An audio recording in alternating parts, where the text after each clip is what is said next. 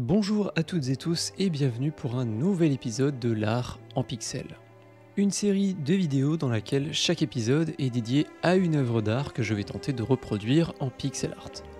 Je profite également de ce timelapse pour vous raconter l'histoire de cette œuvre ainsi que celle de son auteur. Aujourd'hui, on va parler de Salvador Dali et plus précisément de son tableau réalisé en 1931, La persistance de la mémoire. Vous avez tous déjà vu cette photo iconique de Salvador Dali et sa majestueuse moustache. C'est un homme qui a porté de nombreuses casquettes pendant sa vie, il a été peintre, sculpteur, graveur, scénariste, écrivain et encore plein d'autres choses. Il est considéré comme l'un des principaux représentants du surréalisme, un courant artistique reposant sur les forces psychiques, c'est-à-dire le rêve, l'inconscient, la pensée, etc. Nous allons commencer par revenir sur sa vie en quelques minutes. C'est un homme qui est passionnant, sur lequel il y a énormément de choses à dire, je ne vais donc pas vous parler de tout, mais au moins de l'essentiel en commençant par sa naissance. Il est né le 11 mai 1904 en Espagne et dans un contexte familial assez particulier. 9 mois avant la naissance de Salvador Dali, celui que l'on connaît, mourait une personne portant exactement le même nom, Salvador Dali. Cette autre personne n'est autre que celle qui aurait dû être son grand frère. Il fut terrassé à seulement 2 ans par une maladie infectieuse. Et la raison pour laquelle le Salvador Dali, l'artiste que l'on connaît aujourd'hui, porte le même nom que son grand frère décédé, est que ses parents étaient convaincus que ce deuxième enfant était en fait la réincarnation du premier. Une croyance en laquelle Salvador Dali lui-même va croire pendant toute sa vie. Ils aimaient beaucoup ce frère mort, et quand moi je venu au monde, ils m'ont donné le même nom que le frère mort, c'est-à-dire Salvador. J'ai vécu toute mon enfance et toute mon adolescence avec l'idée que je formais part de mon frère mort. C'est-à-dire que je portais dans mon corps et dans mon âme le cadavre agrippé de ce frère mort parce que mes parents parlaient constamment de cet autre Salvador. Et c'est cette croyance transmise à Dali par ses parents quand il était encore qu'un enfant qui fut naître en lui une ambition grandissante. C'est un petit peu la naissance de l'artiste après la naissance de l'humain. Pour me séparer de cet autre frère mort, j'étais obligé d'affirmer toutes les minutes que moi je n'étais pas de l'autre, que moi je n'étais pas mort. Et alors j'étais forcé de commettre et de perpétrer tous ces genres d'excentricité, que c'est le côté loufoque que les gens croient voir dans Dali, et que justement c'est le côté le plus tragique de mon existence, puisque toutes les semaines, j'ai dû affirmer pour m'en convaincre moi-même que je n'étais pas l'autre, que moi j'étais le frère vivant. Il était obsédé et croyait dur comme fer aux théories des rêves de Sigmund Freud. Ce dernier publie l'ouvrage Interprétation des rêves en 1899, dans lequel il avance la théorie que les rêves sont la clé permettant de débloquer les secrets de l'inconscient. Dali va alors se lancer dans une quête pour accéder à son subconscient. Et il va y arriver en utilisant un stratagème très ingénieux. Il va utiliser ce qu'il appelle la Paranoia critical method.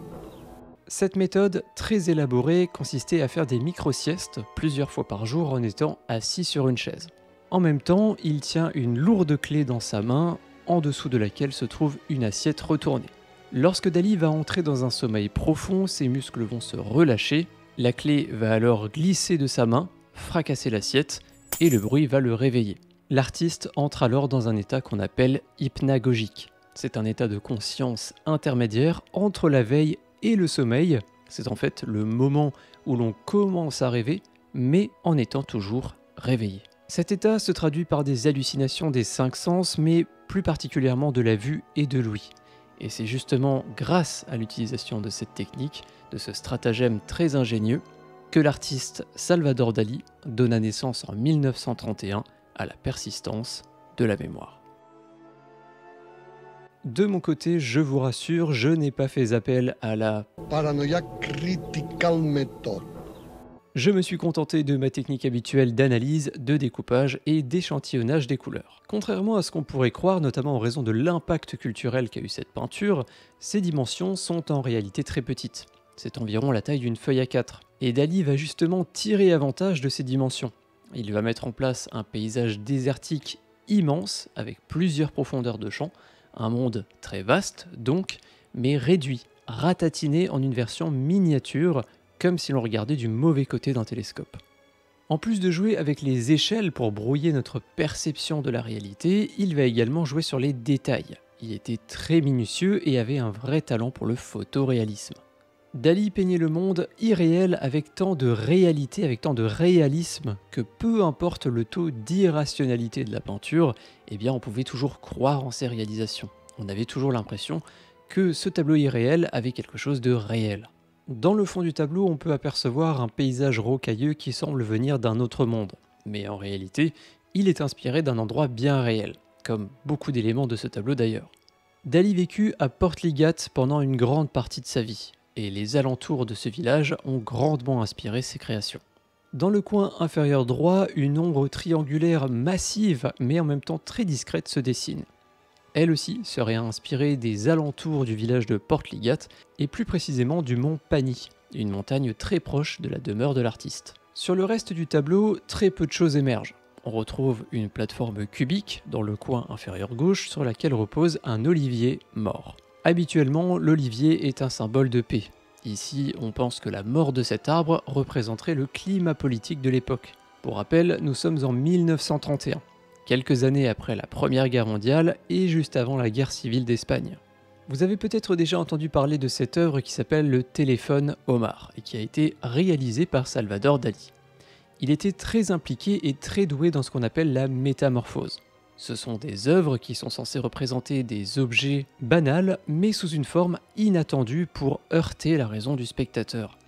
Et dans la persistance de la mémoire, Dali va encore une fois faire appel à la métamorphose. Il va s'attaquer à l'un des objets les plus consistants du monde, les montres. Il va décider de les représenter sous une forme flaccide. Habituellement, les montres sont utilisées pour représenter de manière concrète l'espace et le temps. La détérioration de ces montres va donc représenter la chute de l'ordre et de la réalité. Le tableau n'est plus réel, il est surréel. Passons ensuite à l'élément le plus étrange de ce tableau, cette forme que l'on retrouve en son centre. En réalité, on va pas avoir grand chose à dire dessus. L'artiste lui-même a révélé ce qu'elle représente. Ce n'est autre qu'un autoportrait de l'artiste qui semble mort ou endormi, peut-être plus exactement en train de rêver. Au premier plan du tableau, on retrouve des insectes, une image très fréquente des œuvres de Dali. Ils représentent généralement la mort et la pourriture, une sorte de memento mori à la manière de Dali. Ces mêmes insectes semblent se ruer sur la seule montre intacte du tableau, ce qui pousse le spectateur à se poser la question de la matière de cette montre. Encore une fois, Dali maîtrise la métamorphose à la perfection. La mort a parsemé la vie de Dali à tel point qu'il en est devenu obsessionnel et cela très tôt. D'abord la mort de son frère avec laquelle il est spirituellement très lié, puis à ses 16 ans, il va perdre sa plus grande supportrice de l'époque, sa mère qui décède d'un cancer. La persistance de la mémoire repose donc sur la fluidité du temps.